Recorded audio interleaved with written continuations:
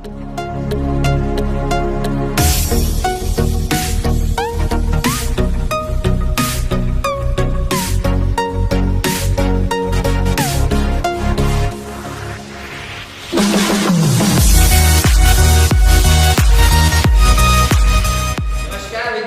भाइयों और बहनों, मैं जिग्नेश कौशल आप सभी विद्यार्थी मित्रों का पहले वीडियो लेक्चर में हार्दिक स्वागत करता हूं।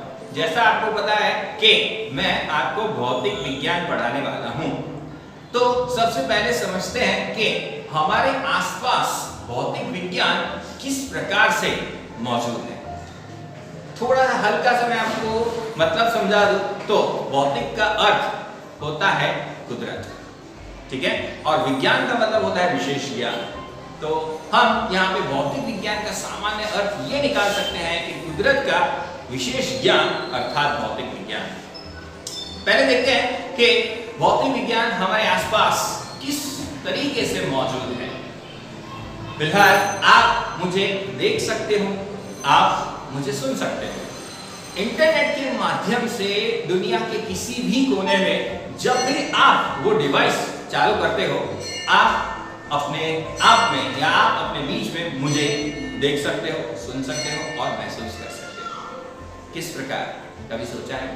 इंटरनेट के माध्यम से ये पता है, परंतु यहां तक आते आते पूरे मानव इतिहास ने कितनी दिक्कतें झेली होंगी, यह कहानी शुरू होती है माइकल फैराडे से लेकर आज के विज्ञान तक। यह है भौतिक विज्ञान की ताकत, ठीक है।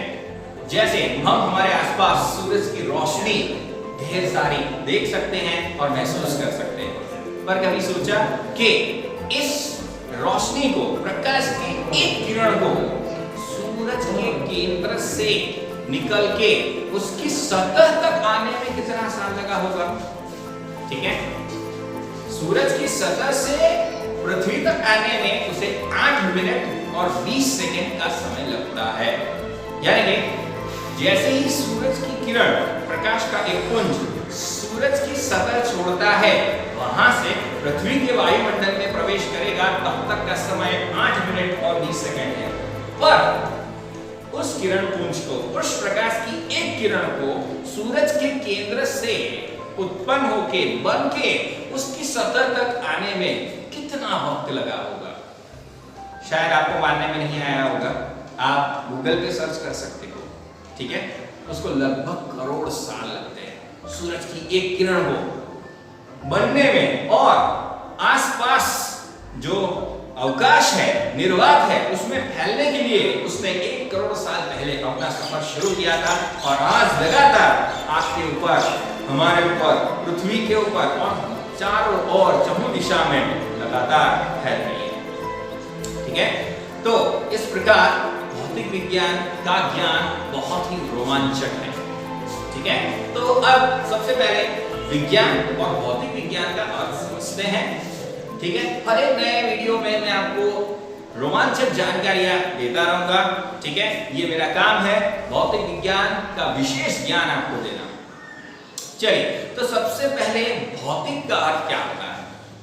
भौतिक का अर्थ होता है जो चीजें आप देख सकते हो, स्पर्श कर सकते हो या अनुभव कर सकते हो, यह सारी चीजों को भौतिक कहा जाता है, ठीक है। तो भौतिक की व्याख्या लिखता हूं मैं सबसे पहले। तो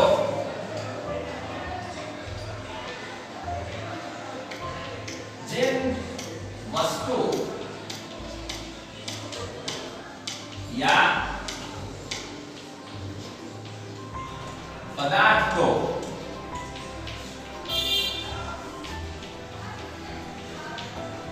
लिखा जा सकता है या स्पर्श किया जा सकता है,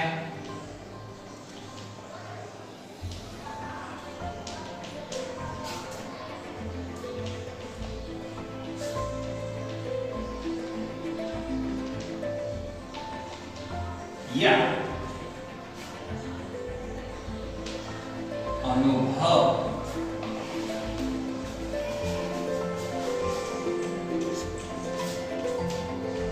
किया जा सकता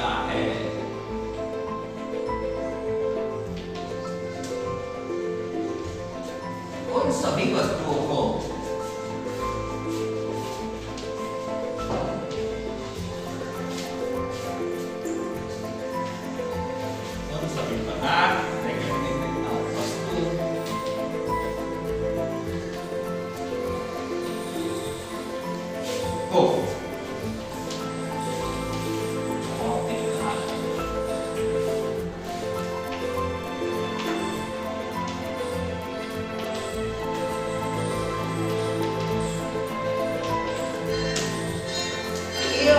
भौतिक का। अब समझते हैं विज्ञान। तो विज्ञान शब्द वास्तविक रूप में संस्कृत भाषा का है, ठीक है।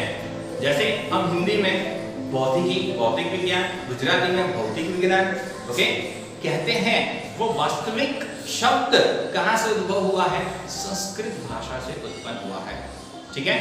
इंग्लिश शब्द विज्ञान, साइंस, इंग्लिश में उसे साइंस कहते हैं, वह उत्पन्न हुआ है सिंटिया नामक ग्रीक या लैटिन वर्ड से, और अरबिक भाषा में इसका जन्म इल्म नाम के शब्द से हुआ है, ठीक है।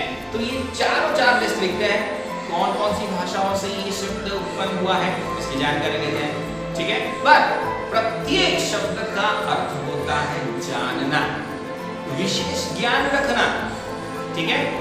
मानव इतिहास जितना ही पूरे विज्ञान का इतिहास पुराना है, ठीक है।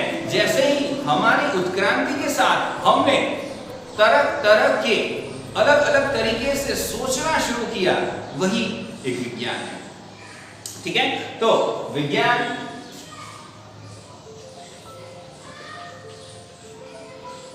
शब्द कौन सी भाषा का है? संस्कृत,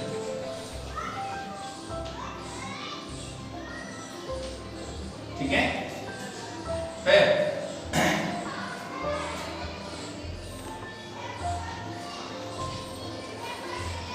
इंग्लिश में साइंस,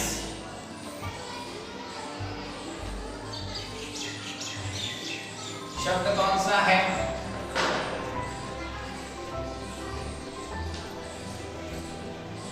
सिंटिया, ठीक है। कौन सी भाषा का शब्द है? ग्रीक या लैटिन कह सकते हो आप।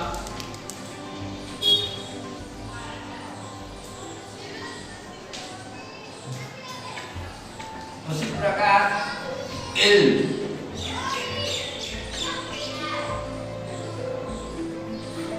कौन सी भाषा का है? अरबी भाषा का है,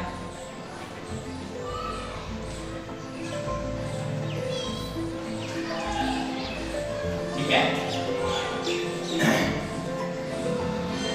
इन सभी का अर्थ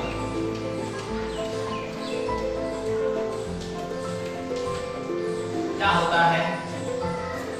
जानना,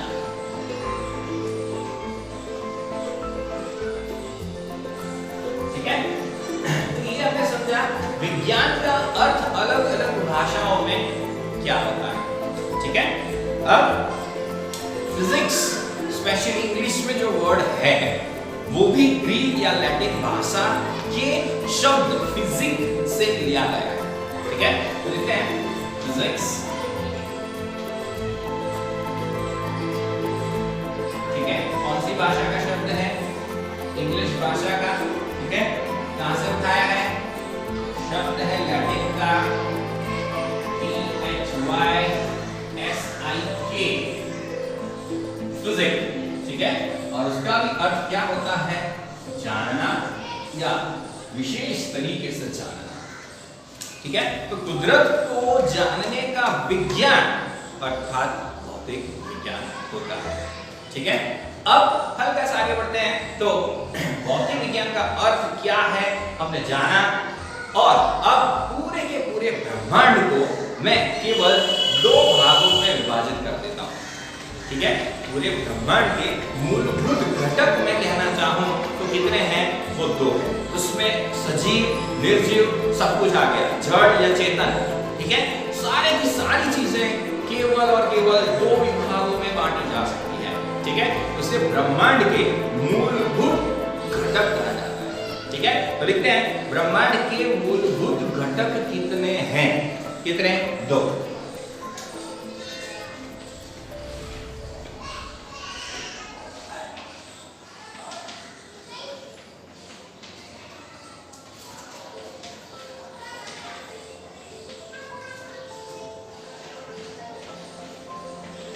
चल पहला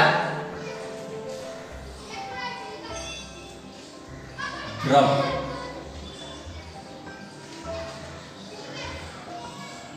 जिसे इंग्लिश में कहा जाता है मैटर।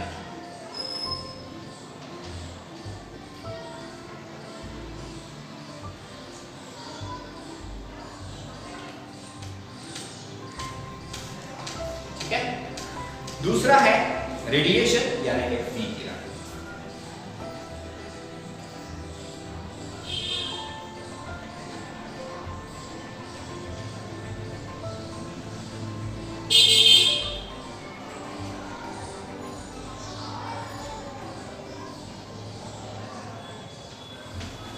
पूरे के पूरे ब्रह्मांड को इन दोनों विभाग में बांट सकते हैं।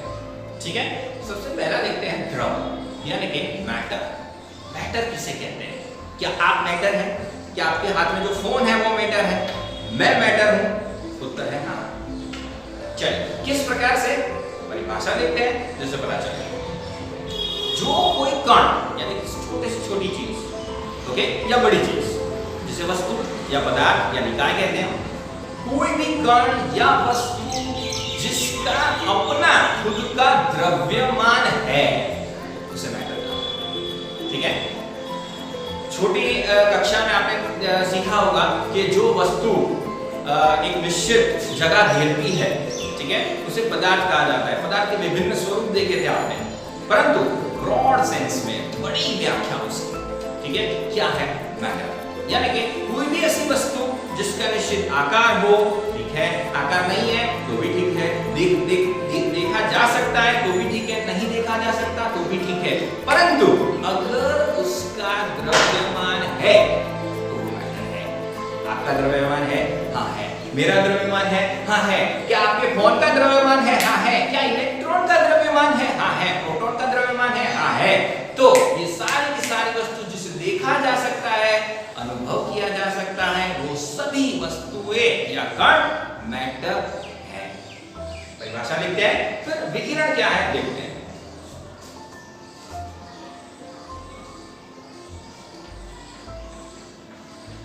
द्रव या मैटर,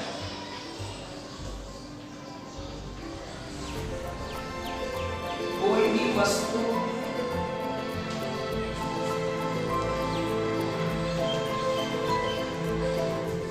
या कण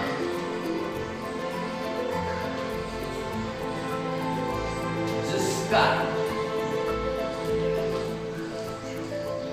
अपना या खुद का द्रव्यमान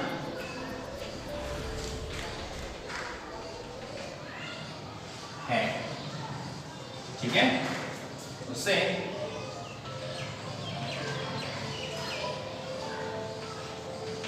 द्रव यानी कि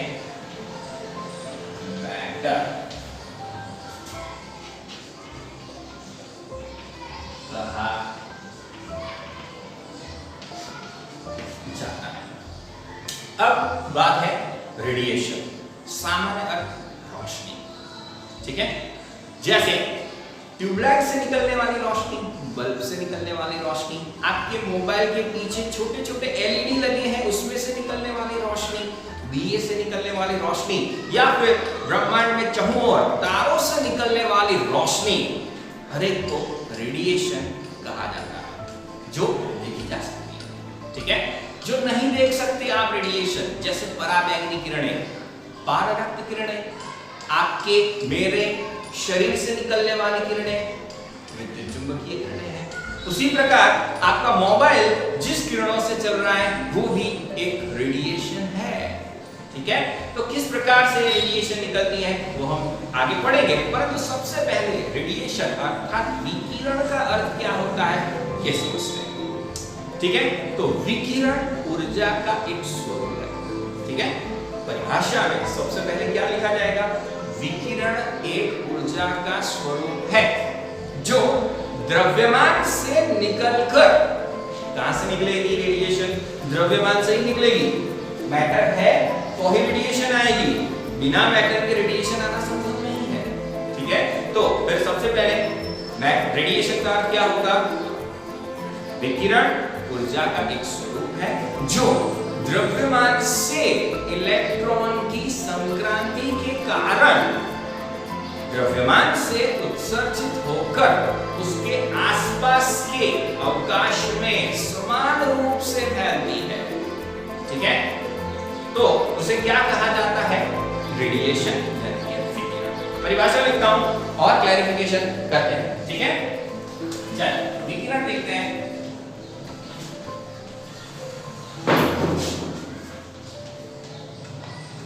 सबसे पहले क्या लिखेंगे? विकिरण ऊर्जा का एक स्वरूप है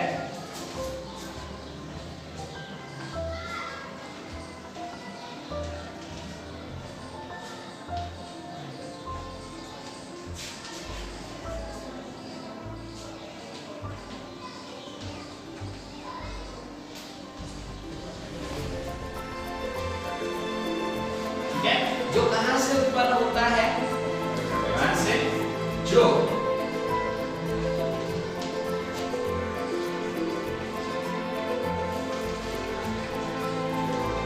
द्रव्यमान से क्यों उत्पन्न होगा?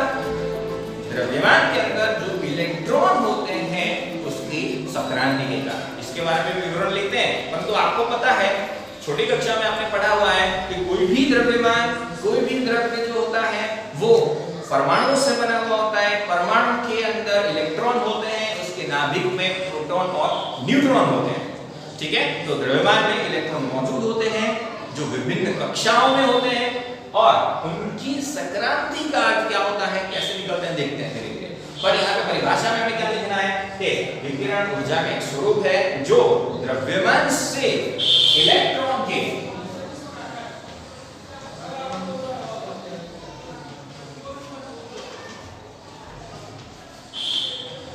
संक्रांति। चलो, संक्रांति का अर्थ क्या होता है? संक्रांति यानी कि एक घर से दूसरे घर में जाना। ठीक है, आप अपने घर से अपने दोस्त के घर जाते हो तो आपका संक्रमण हुआ यानी कि आपकी संक्रांति हुई। आपके दोस्त के घर से आप वापस अपने घर में आ गए तो आपका फिर से संक्रमण हुआ यानी कि आपकी संक्रांति। यानी इलेक्ट्रॉन जब भी अपने घर से या अपना घर छोड़ के दूसरे के घर में जाएंगे तब उसे संक्रांति कहा जाता है। ठीक है, चलिए, तो जब द्रव्यमान से इलेक्ट्रॉन संक्रांति करते हैं, जो द्रव्यमान से इलेक्ट्रॉन की संक्रांति के कारण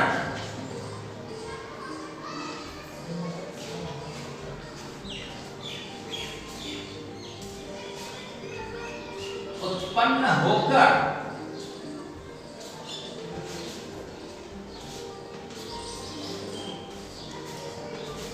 अवकाश में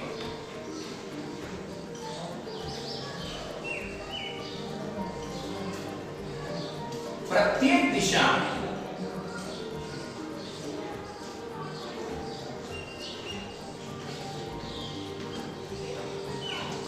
समान रूप से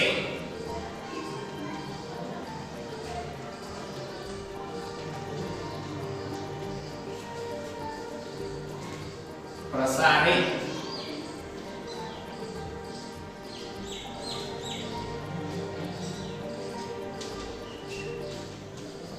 होते हैं या होती है। चलिए, तो ये होगी परिभाषा आपकी विकिरण की।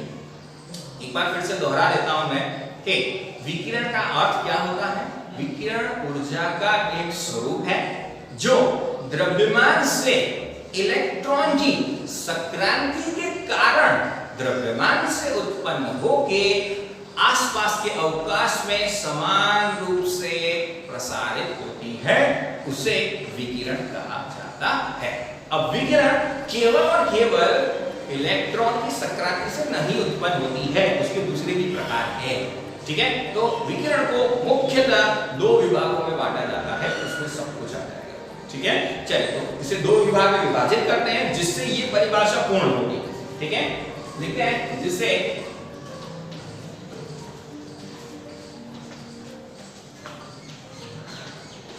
दो विभागों में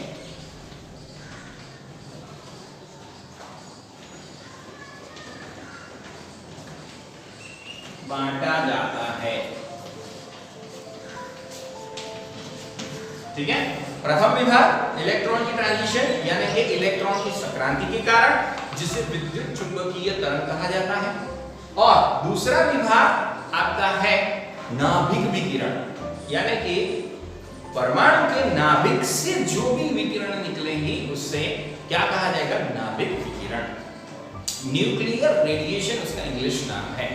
न्यूक्लियर यानी नाभिक, तो न्यूक्लियस से निकलने वाली है उसे नाभिक विकिरण कहा जाता है। ठीक है, तो उसमें केवल 3 ही प्रकार है, अल्फा, बीटा और गामा। ये 3 विकिरणें नाभिक से निकलती है, शायद नाम सुना होगा आपने। और बाकी की जितनी भी है आपने सुनी हुई है वो सारी की सारी क्या आएगी, विद्युत चुंबकीय विकिरण है जो इलेक्ट्रॉन की संक्रांति के कारण उत्पन्न होती है। ठीक है, तो देखते हैं पहला विभाग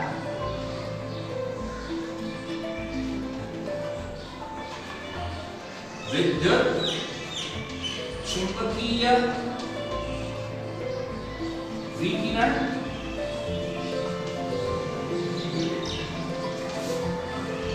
और दूसरा नाभिकीय विकिरण।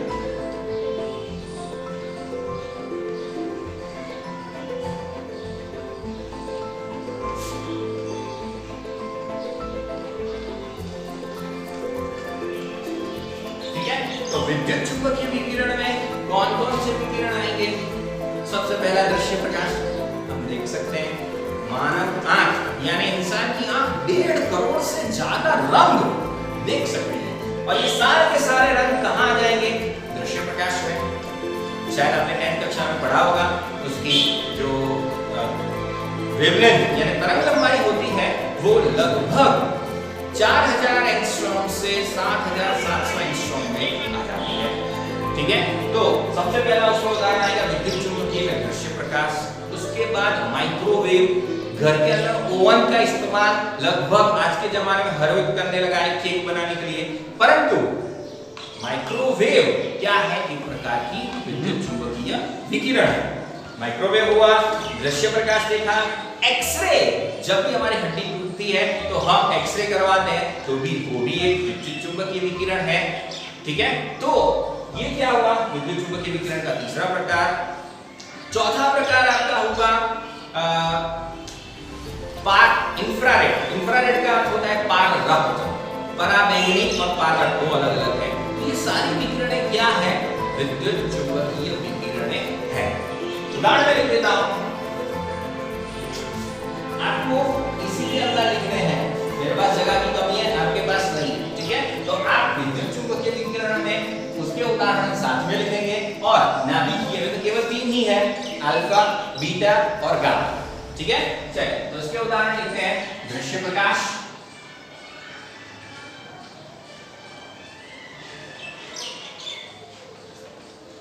उसके बाद माइक्रोवेव,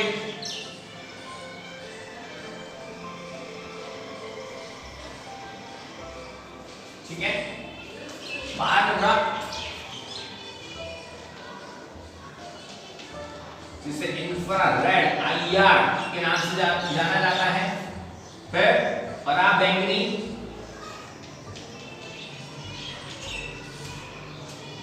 जिसे आप अल्ट्रावायलेट के नाम से जानते हो। ठीक है, फिर रेडियो वेव, रेडियो तरंगें भी लिख सकते हो आप। ठीक है, फिर एक्सरे, क्ष किरणें इत्यादि। ये सारी की सारी क्या है, ये सारी विकिरणें आपकी विद्युत चुंबकीय विकिरण है। और नाभिकीय में केवल कौन सी आएगी, 3, अल्फा, बीटा और गामा।